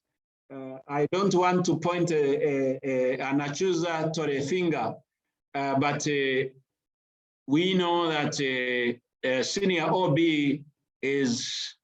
has an open door policy, both on trade and foreign policy, mainly. So the idea of safeguards, but recently we have seen an opportunity emerging because he is emphasizing import substitution as a strategy for agro-industrialization, as an industrial strategy. So import substitution, it means we produce what we need here and then prevent what would enter into the country to destabilize our local market. So this is in line with Bubu, Build Uganda, Buy Uganda, Build Uganda. So we hope that he follows up with a political will. Otherwise, there are no specific safeguards at the moment, apart from our ability to negotiate with him as the chief policymaker to indicate that we cannot grow agro-industrialization unless our markets are protected. As an economist, and then with the development hat, here I would side, I'm not actually so keen about foreign direct investment or foreign imports when citizens do not have the capacity to produce and sell their products within their own markets. It never happens in any other country. That's why Kenya wakes up when there is a milk quantities increased, they broke the border. And when they suffered a deficit, they opened the border. So every country does this kind of safeguards. William, would cooperatives help? What are the opportunities for cooperatives to organize farmers? This is a well-tested development model. Cooperatives are very essential, and they are essential in supporting a collective development agenda that is equitable. And in our organization, we have been advocating for this.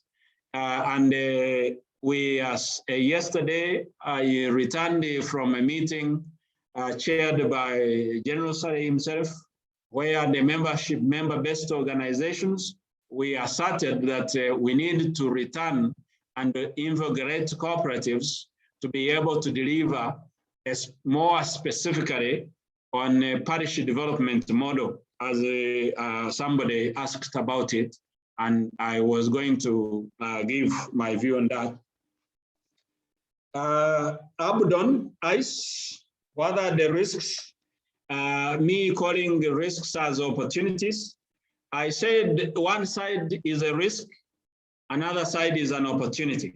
And I was citing an example of numerous numbers of smallholder farmers in many enterprises, and as a risk, as organizational capacity risk, because they cannot organize themselves to produce more profitable enterprises.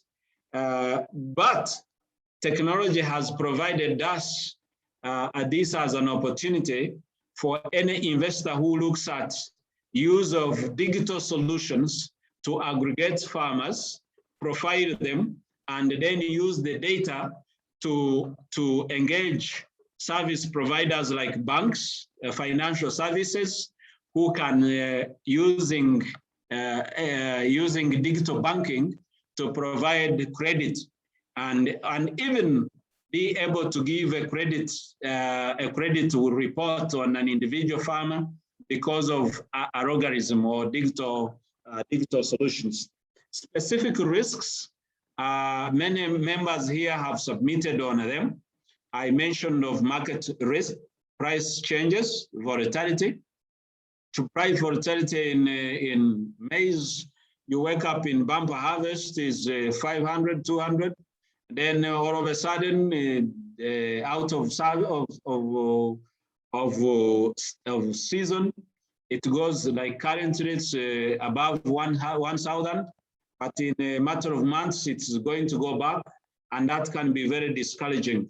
So herbicides, agrochemicals, all those risks are very well known, but my presentation was looking at an opportunity in which we turn those risks into business opportunities as a generation that is charged with taking the nation forward.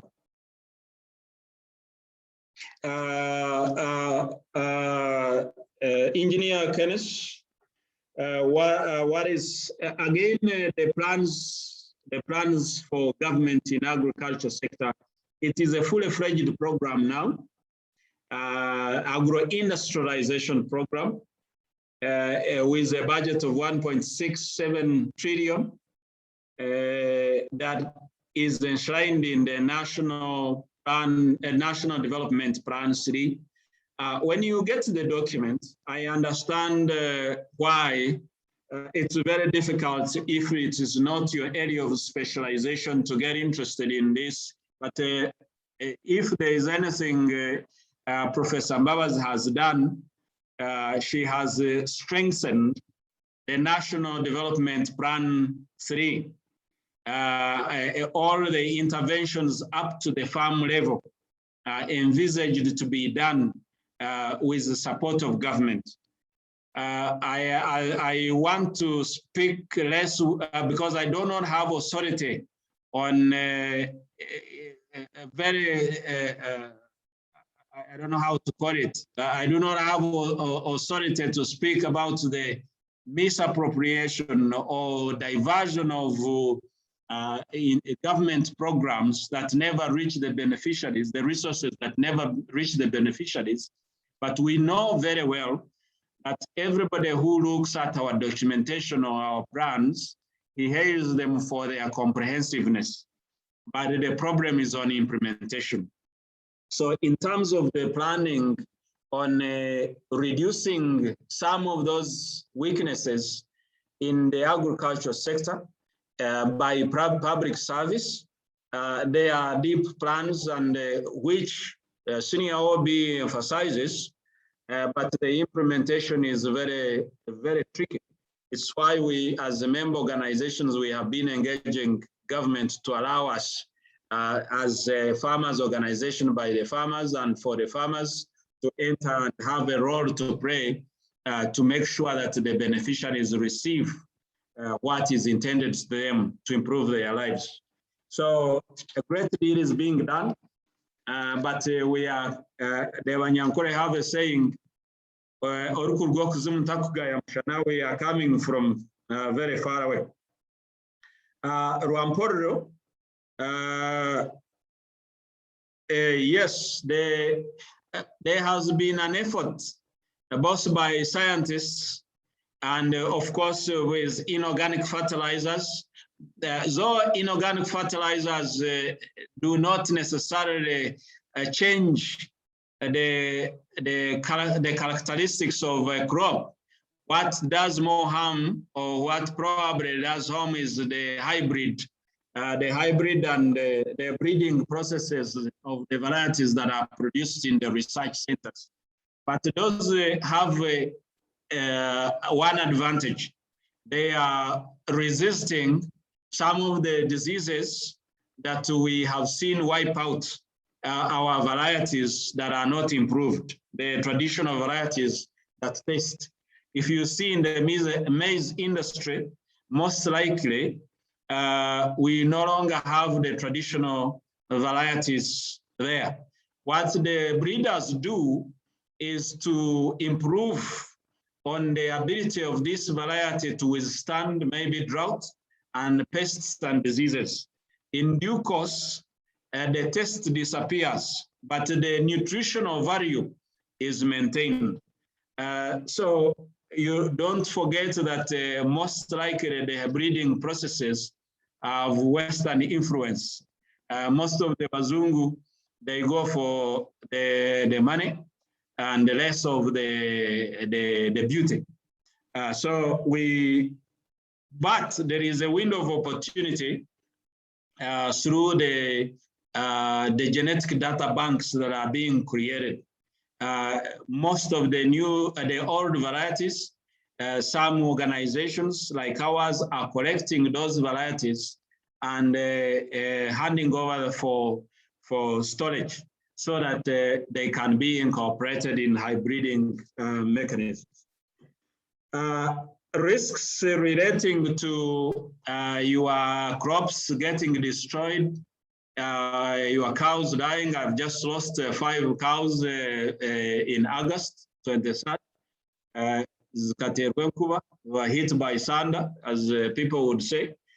So I discovered we are partnering with the Agriculture Insurance Consortium. It is an investment opportunity also, in which farmers will be sensitized, and then they can undertake to insure their enterprises. And once they do the agriculture insurance, which is going to be key in the NDP3, then you can always be compensated when you face those natural calamities. Kajaju, yes, as I indicated, I had concentrated, but when you look at the mobilization, the organization, the empowerment, and policy interventions in my second last slide was intended to show that there is government will, but when it comes to investments, but in overall, we are deeply involved in the parish development model as a model that will deliver equitable development. Of course, there is a debate whether food security can be delivered through production by households, or food security can be delivered through the market by people producing and selling what they produce to buy what they need. All these philosophies are out there, but the PDM main philosophy is to increase productivity of a smallholder farmer. And once you increase the productivity of a smallholder farmer, you shift him from subsistence to producing a surplus. That's what Museveni calls a chidachonka, from chidachonka to money economy. So you shift surplus at household level will mean potential supply in the market. And if there is market, there will be selling and buying. And if you sell, you earn income. Household income improvement will lead to some of the people who are not necessarily producing food to be able to buy it from those who are producing it. And therefore, it is a dual. PDM has a dual purpose, increase household income, but also secure household food security. And we are fully involved in it. So those are the questions that I was asked. I see some which are coming from the chat. The last one from Aaron: how do you define someone as a farmer? Are you statistics of those owning 1 acre farm based on those registered with your federation? No, this is a national average, Aaron. The national average of those below acre, you can look into the statistics from UBOS. You will be able to see these statistics. PMA, AMP, NADS, ETC are few of the many government agriculture that came with no little impact. Wasn't cooperative more practical solution to issue of agriculture? What's the reason for COPs cannot be revived?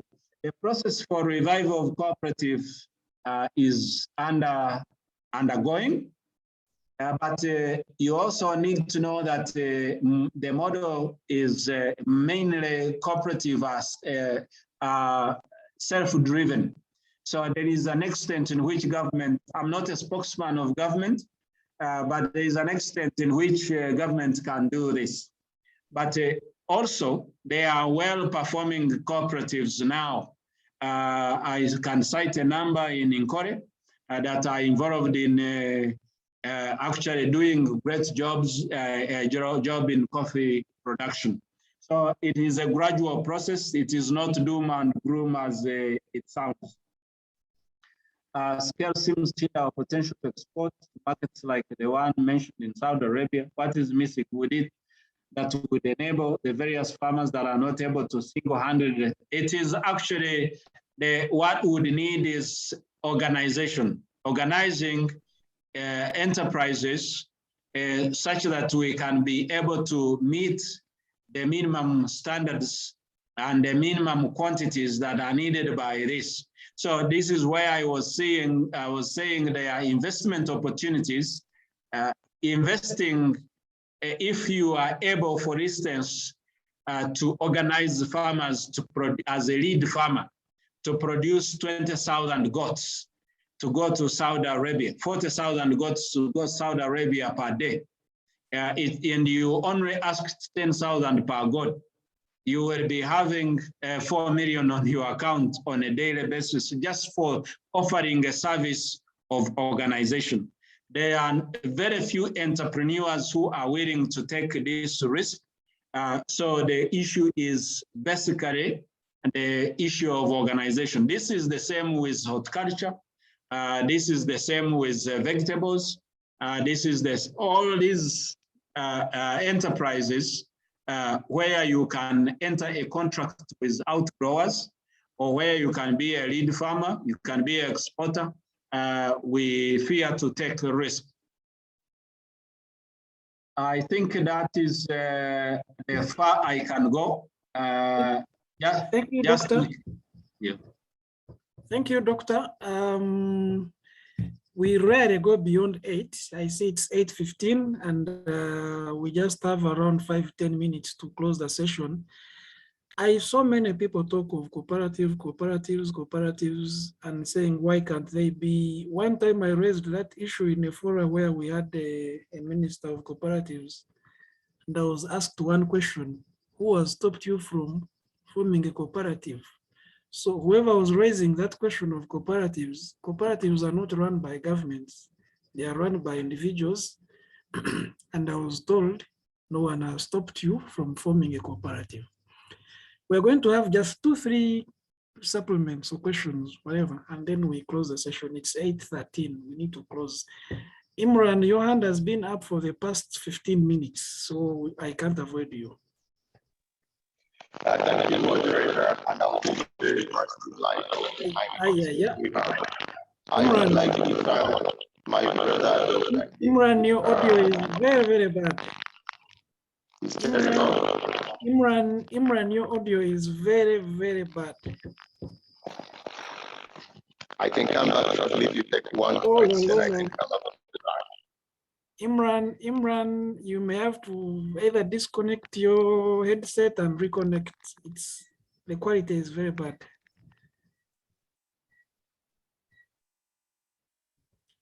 Yeah, kindly do that. You can disconnect and reconnect, then we'll give you a chance, Imran. Next person.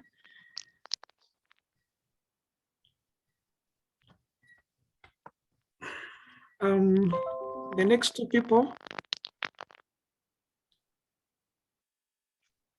Is this any better now? Imran, your quality is bad. Okay, sorry. Let him type in the chat. Okay, I'm done. I know Imran is not good at typing, and we always love listening to him, so we don't want to miss that. But you can disconnect and reconnect Imran. Your audio will get better. Sime. Yes, Jim. Yes, HM. I have a quick one. Yes.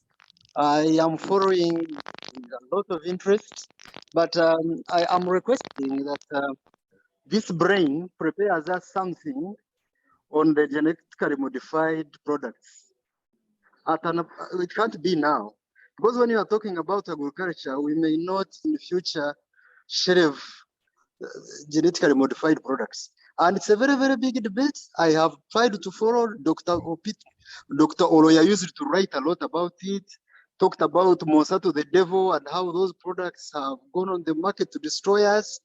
But when you look at science, they're saying these products are very good. But I think when you are talking about the future of agriculture, we need to be educated, especially for some of us who may not have that capacity to know exactly what happens in such a science. I would love, you may not answer this quickly in this kind of, but I think somebody should educate, especially some of us who are interested in knowing whether these products vis-a-vis what we have is the way to go in future. Thank you so much.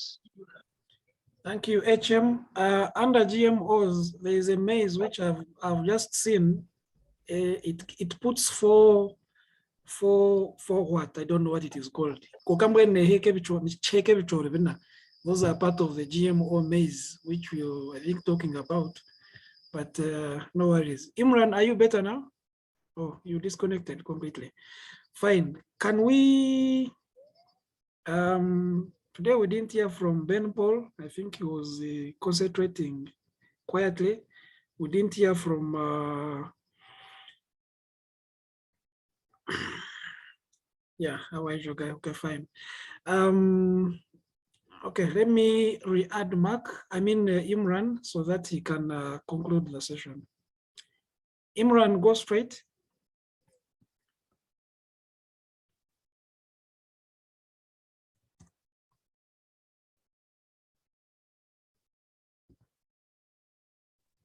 Imran? Hello, can you hear me now? Yeah, Imran, we can hear you now. Thank you so much. I would like to thank you for your patience for accommodating the malfunctioning of my microphone. I would like to thank Dr. Dick, my brother Dick Kamuganga. I have a nickname for him, I won't mention it here. Thank you for the elaborate presentation. We really needed this. I want to address myself to two, I think, important points. One is about food security, and I'll say just a sentence on that. You cannot address food security either by a single set of measures, say the market side or the production side. So my view should be both production and the market. For the producer cannot produce all the food he needs for food security and nutrition. Neither can somebody in the market be able to procure all the food needs they want. So we need both increase in production, but also increase in availability of the food that we want in the market, in the quantities and the qualities. We need those foods to be in. But I want to say something on something very important that Dr. Dick touched on regarding cheap products from other markets in our markets and the appetite for protectionism. We know pretty well we cannot live on an island. If you do not want people to sell to your market, you cannot sell to their market. Let's assume they protect and you protect. Is your market big enough to accommodate your products? Or you need to sell to other markets? You need to sell to other markets. So you want the other people in the other markets to open up. You also want to open up. So what do you need to do? You need to take, I think, an approach that is balanced. Dr. Dick called it open policy. I understand the technical word is liberalization. And what we have to understand is that liberalization does not necessarily mean deregulation. So liberalization does not stop government from regulating. So what do we need to do?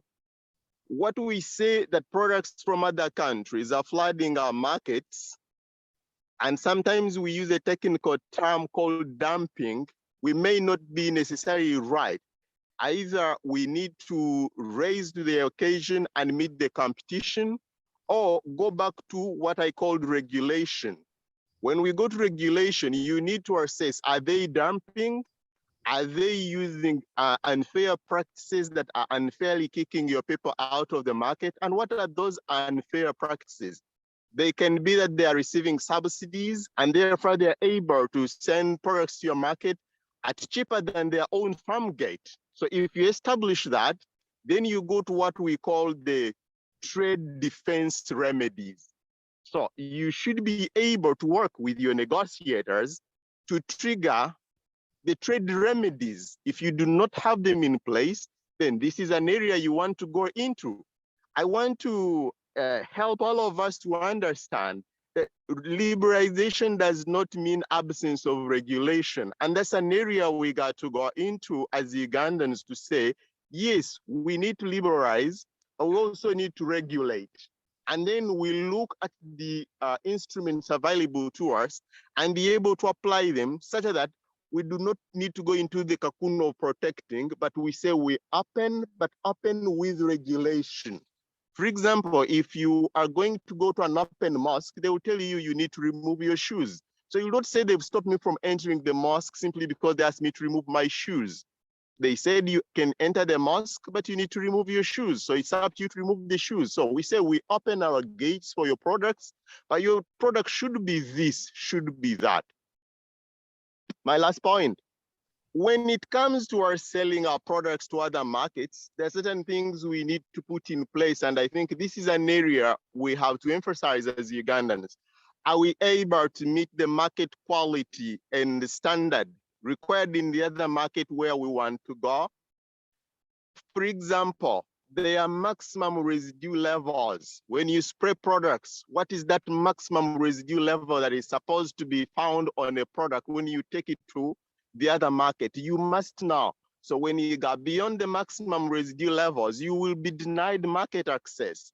And here we'll be saying, oh, we're stocked, but you knew that the maximum residue level for this market is so much. So as you produce for this market, you produce with that in mind.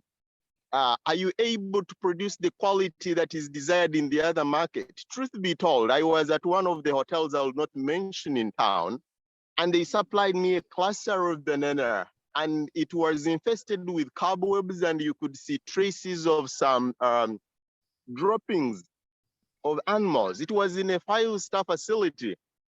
If we cannot start to say even a cluster of banana sold on the roadside should be of a standard that is good for human consumption, later on we want to produce these products and sell them to others, we shouldn't cry when they say, no, we will not have this product. So we have to rise to that occasion and say, we have to produce with quality and standard in mind. You didn't have a lot of time, and I think I can limit my intervention to this. There are very many exciting points, and I would have loved to speak to many of them, but I can understand the constraint of time, given that you've given me an opportunity to speak at the dying minute of this engagement. Let me say my last point on private standards that are gaining momentum globally. You are going to find that you are able to meet the standards of the European market, the standards of another market. But once you have met the standards at the border, you are going to sell to Sheraton. Sheraton will say, for the greens we take, they must be sliced in this kind of manner. They should be so much size, they should be packed so much. Government of Uganda is not going to stop Sheraton from demanding that its supplier should do things in that manner.